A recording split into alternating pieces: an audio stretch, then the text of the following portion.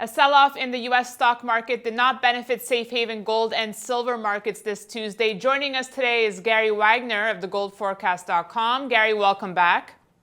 Thank you so much for having me. So let's take a look at the metals landscape here, Gary. Gold futures last down around $3.50 an ounce at $13.4150. Silver also down around $17. Yet we have the U.S. dollar, which is down today, and we're seeing a sell-off in U.S. stocks. So why are the metals not reacting here? Is it simply the fear of rising interest rates?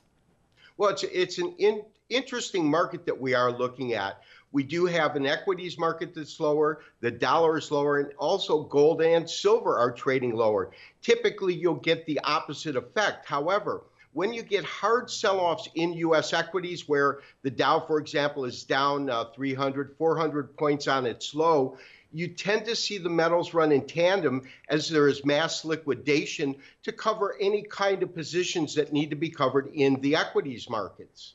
Now, Gary, this is a really busy events week for the marketplace. We have the State of the Union, we have the FOMC, which is also Fed Chair Janet Yellen's last meeting, and Friday we have jobs. So what can we expect from gold here?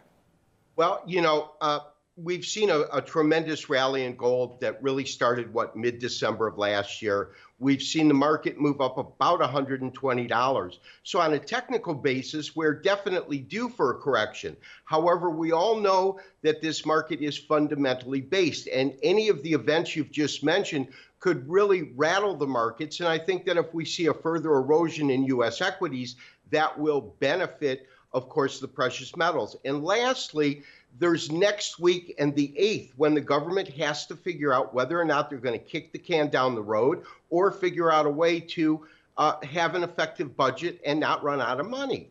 So, Gary, when you say a correction has to happen, what are you looking at here?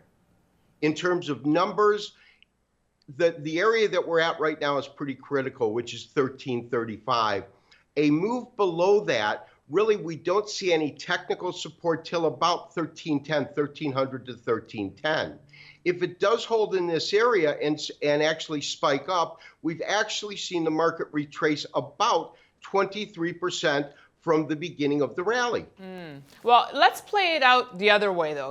Let's pretend gold breaks above 1400, and we're talking, a major break here, 1450, 1490. Then could it be a spike to 2000? 2000 is not a number that I've been looking at. The numbers that I've been looking at are mid 1400s.